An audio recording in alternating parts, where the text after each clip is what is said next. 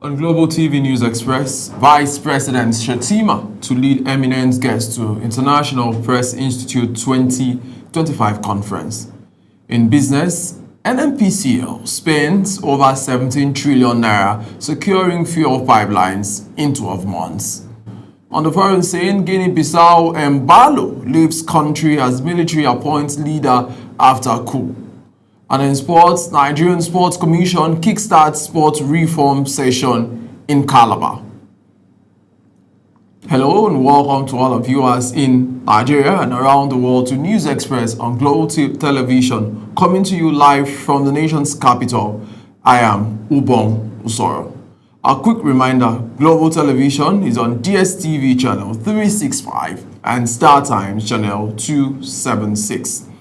Vice President Kashim Shettima is billed to lead an array of dignitaries to this year's International Press Institute Nigeria Annual Conference and Annual General Meeting. The number of eminent Nigerians expected at the annual event underscores the significance the Institute attaches to it. The 2025 Annual Conference and Annual General Meeting will be held on the 2nd and 3rd December in Abuja. A series of recent coordinated attacks across Kwara, Kebbi, and Niger states has renewed national concern over internal security. At the high-level security briefing in Abuja, the Inspector General of Police, Kayode Betokun, warns that any breach anywhere is a threat to peace everywhere, as he unveiled stronger policing measures to protect vulnerable communities nationwide. Defense correspondent Kike Lomo Okere has details. The nation is still reacting to three disturbing incidents: the abduction of 38 worshippers in Kwara, the kidnap of 25 schoolgirls in Kebbi, and the attack on a Catholic school in Niger. Though swiftly contained, the police chief, Kayode Betokun, admits the event shows that pockets of insecurity continues to puncture the peace citizens deserve. He says the perception that security agencies are not working is inaccurate, but added that leadership demands higher standards and no room for excuses. According to him, officers are under strict order to ensure every abducted pupils in Niger is rescued and reunited with their families. He stressed that Nigerian security architecture must now institutionalize collaboration across agencies, state government, and community structure in order to defeat crime in the country. Therefore, I state firmly, there is no viable alternative to collaboration. Fragmented response creates opportunity for criminals, but unified response removes it.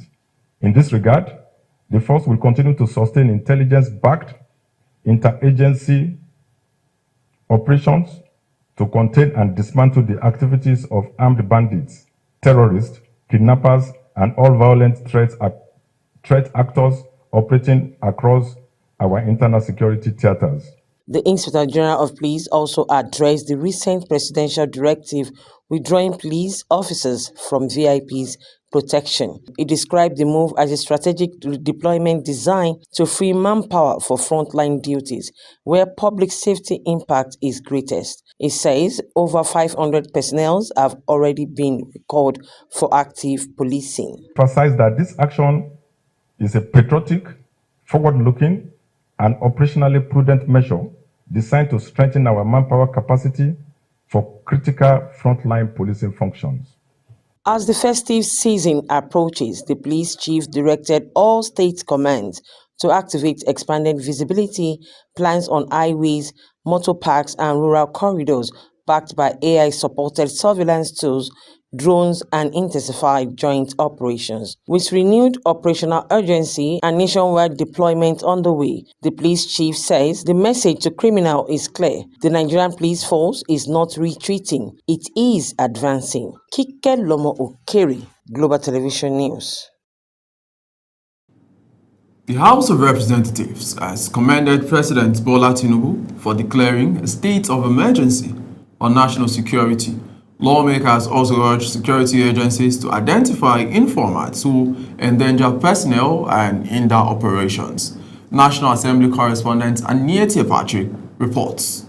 It was the third and final day of deliberations on Nigeria's security situation.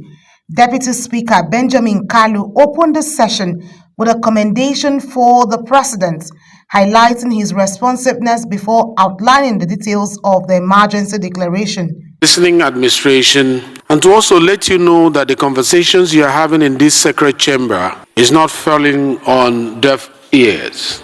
Steps has been activated, stimulated. Members shared chilling accounts of terror and despair from their constituencies, describing attacks, abductions, and displacement. Many expressed frustrations over the withdrawal of police officers previously attached to them, which has limited their ability to visit affected communities. Prominent people in this country have talked about these terrorists. They have taken pictures with these terrorists. They have acted covertly and overtly. Mr. Speaker, honorable colleagues, we cannot legislate in comfort while our people live in fear. We cannot plan for tomorrow while our children are unable to go to school today. Establish a Border Security Control Act to better secure our land borders. 5. Create a National Intelligence Fusion Center. Lawmakers rejected negotiations with bandits and called for individual states to prosecute and jail suspects locally. They emphasized that decentralized justice could serve as a deterrent to criminal activities. We must strengthen the Interagencies Consultative Committee on Election Security and deepen collaboration among INEC, the police, DSS, civil defense. I had a lot of my colleagues who were supposed to travel over the weekend to visit their constituency, to say they can't make it again because the security has been withdrawn from VIPs. Are we saying that we are not part of the VIPs? I'm sure that a lot of people cannot travel to their various constituencies without having armed men escorting them. Also need to also implement community security plan to empower local government to develop tailored security strategy. After 3 days of discussions and following the president's decisive action, the House expressed optimism that Nigeria can overcome its current security challenges if the necessary political will is maintained. Attention is expected to shift to the constitutional review next week, with the House indicating it will vote on proposed amendments in the second week of December. From the National Assembly, Anie T. Patrick, reporting for Global TV News. The Senate has rejected a bill seeking to establish a National Ethic and Reconciliation Commission. Senate correspondent Topsy Gimba has details. The bill, sponsored by Senator Anthony Ani of Ebonyi South, was turned down at its second reading during plenary. The proposed legislation presented by Senator Anthony Siaku Iyaro aimed to tackle ethnic marginalization, manage grievances, and promote national unity.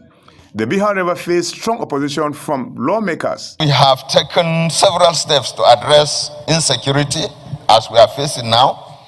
We lack a permanent national institution dedicated solely to ethnic harmony, reconciliation, and early warning conflict prevention.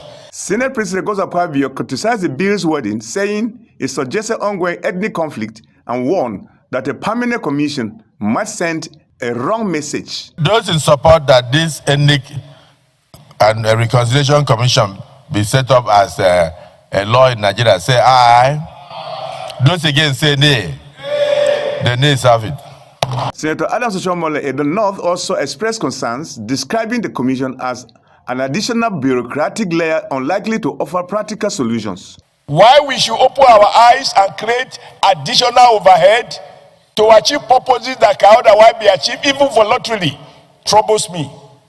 But if the views of the Senate is an offense to shoot down anything, let it go. While a few senators voiced support, the majority opposed the bill, leading to its rejection by a decisive vote. Those in support that this Ethnic and Reconciliation Commission be set up as a law in Nigeria say aye. Those against say nay. The nays have it. Also in the red chamber, the Senate also confirmed former federal lawmaker Ayo Ohulayat Omiduron as the executive chairman of the Federal Character Commission, FCC, approving her nomination along 37 commissioners representing the 36 states and the FCT. The confirmation followed the adoption of the screening report presented by Senator Allwell Hecho Onyeso, chairman of the Senate Committee on Federal Character and Intergovernmental Affairs.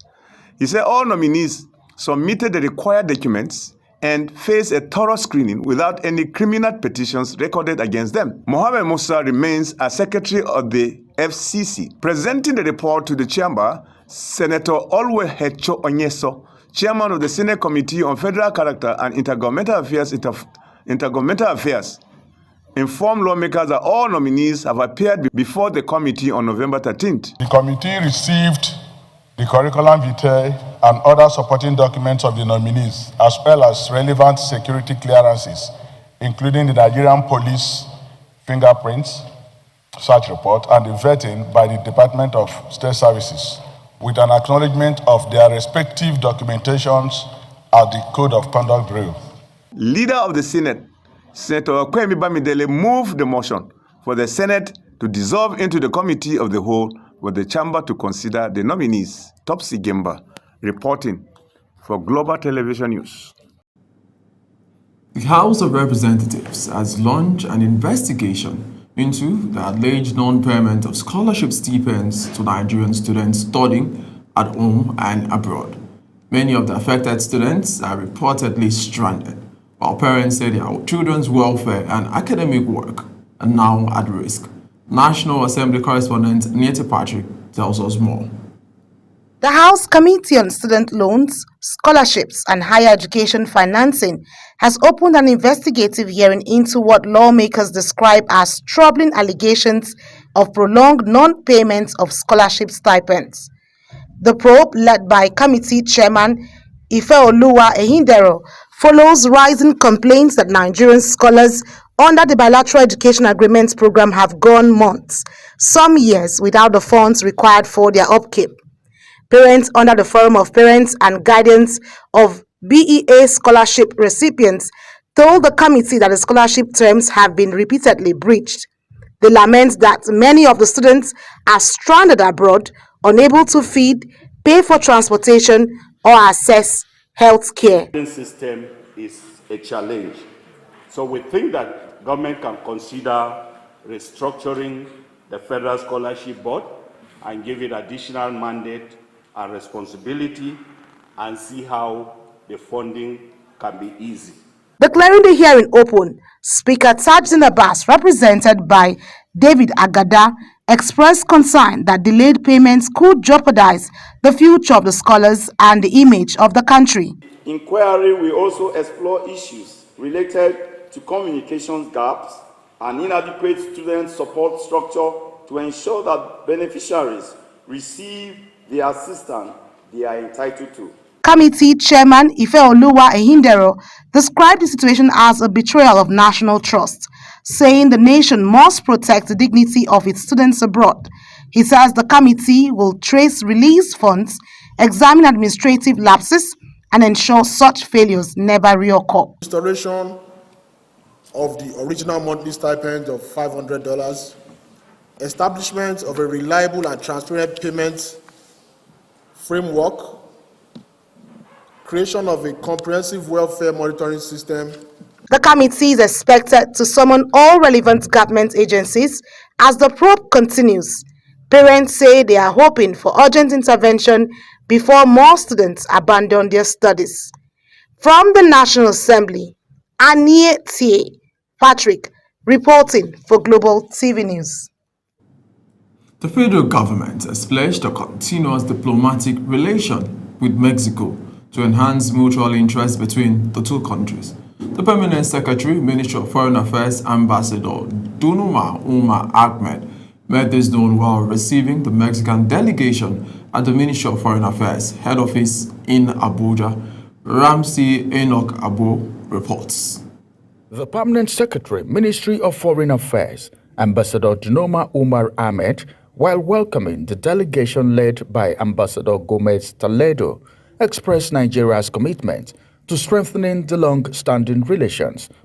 Nigeria and Mexico, though located on different sides of the Atlantic, are bound by shared values, complementary strength, and a common desire to promote peace, inclusive development, and multilateral cooperation. Our countries stand as regional leaders, Nigeria in Africa and Mexico in the Americas.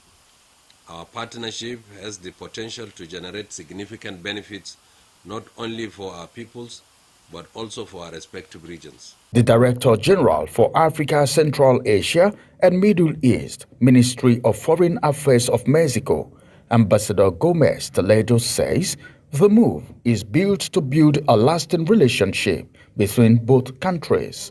I trust that today's meeting will open a new chapter in our bilateral relationship and allow us to resume a productive and more frequent dialogue between our ministries.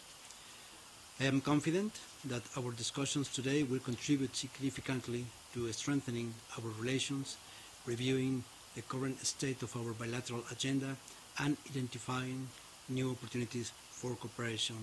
The meeting reaffirmed both countries' commitment to strengthening diplomatic ties, enhancing economic opportunities, and advancing multilateral cooperation.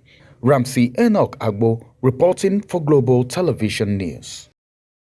Nigeria is exploring new frontiers in energy as the country seeks to diversify its industrial sector and reduce carbon emissions. Stakeholders from governments, industry, and international partners convened for the German-Nigerian Hydrogen Symposium 2025, focusing on hydrogen policy implementation to accelerate industrial decarbonization and economic diversification. Here's the report. The symposium brought together leaders from the Ministry of Petroleum Resources, and Ministry of Budget and Economic Planning, and international experts to discuss how hydrogen can shape Nigeria's energy future. Engineer Irene, Chief Petroleum Industry Analyst at OPEV, highlighted the role of hydrogen in driving cleaner and more sustainable industrial practices. She explained that implementing hydrogen policies could not only reduce carbon emission, but also create new industrial opportunities and strengthen Nigeria's position in the global energy market. We need to start now and start to model, start to put that in place, 80% export, 20% local, then we can start to get market share to make it more commercial. Also speaking at the symposium, Abdul Sika emphasized the critical role of infrastructure in building a green energy economy. They explained that hydrogen technology and other clean energy solutions can only succeed if there's robust infrastructure network to support production, distribution, and industrial use. Pure hydrogen and other hydrogen-based carriers can be produced and synthesized from an assortment of different feedstocks, including fossil fuel, biomass, water, solar, wind, etc. Moreover, they can also be transported, stored, and used throughout an array of different configurations. Participants also discussed strategies for industrial decarbonization, investment in hydrogen infrastructure, and policies that support energy diversification.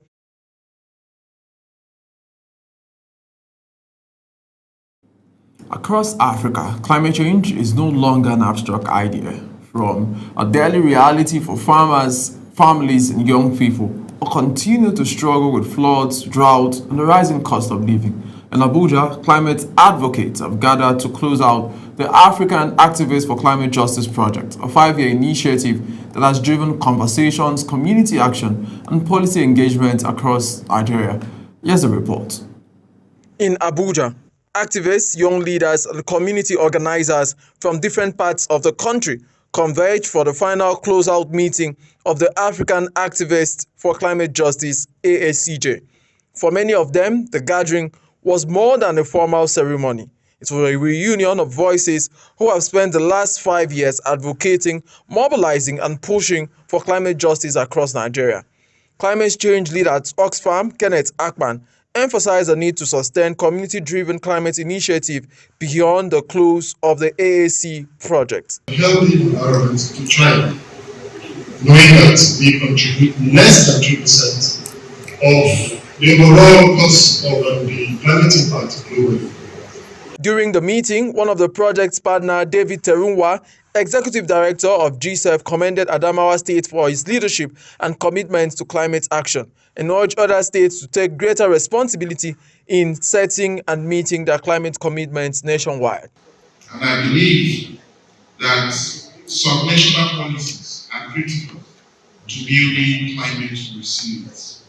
As the AAC project comes to an end in Nigeria, climate advocates say the real work is only just beginning. They believe that with stronger political will, continuous community engagement, and sustained collaboration, states across the country can build a more resilient and climate-secure future for millions of Nigerians.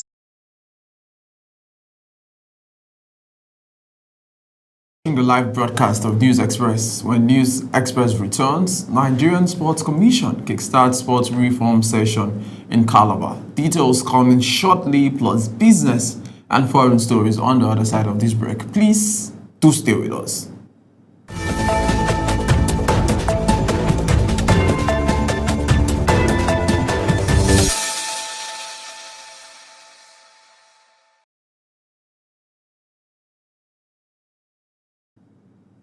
In business, Nigeria has racked up a staggering 17.5 trillion naira as debts owed to the Nigerian National Petroleum Company Limited for pipeline protection and energy security operations the oil giant undertook on behalf of the nation in the financial year ended 2024.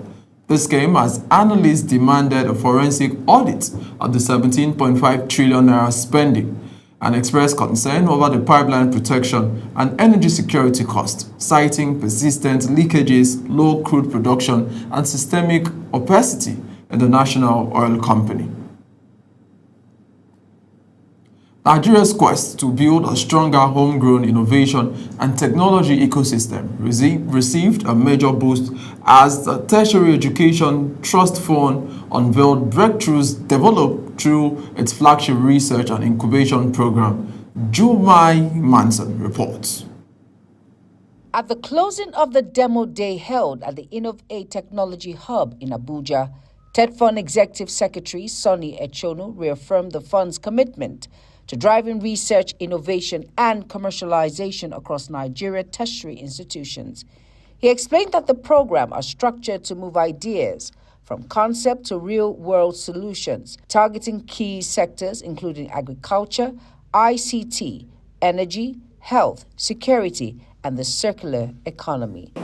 And these programs are designed to equip our lecturers to reignite the creative, the research spirit in them. Echonu highlighted some of the prototypes on display, including a smart power management device, an automated plastic recycling system, and a self-propelled seed planting machine. Innovations, he says, reflect the ingenuity emerging from Nigerian campuses. He also commended the partnership with Innovate Technology Hub and acknowledged the Minister of Education, Dr. Maruf Tunji Alausa, for sustaining national support for research-driven development. Speaking on the quality and durability of the inventions, Deputy General Manager of Innovate, Dr. Deji Ige, stressed the importance of sustainability, rigorous testing, and long-term market readiness. With 90-95% local content, unless those things that cannot be seen around here, which I doubt, a good number of them. Similarly, Head of Programs and Ventures at Innovate Hub, Tolulokpe Aino, said TED Fund's investment continues to empower innovations with tools and mentorship needed to scale their solutions. TED Fund has, over the years, continued to show immense support and contribution to developing innovators like yourself. With these emerging prototypes and the renewed push for commercialization, TED Fund says Nigeria is not just preparing for the future, it is building it. This is a simple technology that replaces the manual method. And therefore, we came up with a sustainable, user-friendly machine that is designed to eliminate manual milking drudgery, reduce contamination. Behind me are inventions made by inventors right here in Nigeria. All the products, all materials are gotten right here in Nigeria. Now, TED Fund, in collaboration with Innovate, has brought together a wide array of inventors to showcase made-in-Nigerian products aimed at driving sustainable development. Jumai Manson reporting for Global Television. At the closing of Bissau's president, Umaru Sissoco Embalo, has left the country for Senegal after being detained during a military coup. The government in Dakar said the military volatile Guinea-Bissau appointed a general as the country's new leader a day after seizing power and derailing the announcement of election results. United Nations Secretary General Antonio Guterres condemned an unacceptable violation of the democratic principles and called for an immediate and unconditional restoration of constitutional authority. And in sports, Nigeria's sports sector is set for another phase of major reforms as the National Sports Commission opened the technical session of the Second National Council on Sports in Calabar, a crucial step towards reshaping policy direction under President Bola Tinubu's Renewed Hope agenda. We'll bring you details in a subsequent bulletin. As Global TV News Express comes to an end, here's a recap of the top stories. Vice President Kashim Shettima is billed to lead an array of dignitaries to this year's International Press Institute, Nigeria's annual conference and annual general meeting.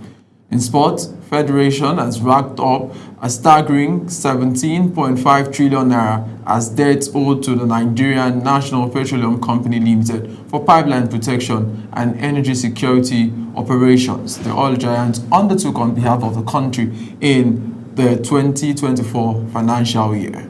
That's a business story. And now to the foreign scene, we brought you reports that the Economic Community of West African States, ECOWAS, suspended Guinea-Bissau from its decision-making body over a coup in the West African country. And in sports, the Nigerian sports sector is set for another phase of major reform as the National Sports Commission opened the technical session of the Second National Council on Sports in Calabar, a crucial step towards reshaping policy direction under President Bola Tinubu's Renewed Hope agenda. And that's it on Global TV News Express. A quick reminder, Global Television is on DSTV channel 365 and Star Times 276. Kindly do follow us across all social media platforms now showing on your screen using @Global TV NG. I am Ubong Usoro. Bye for now.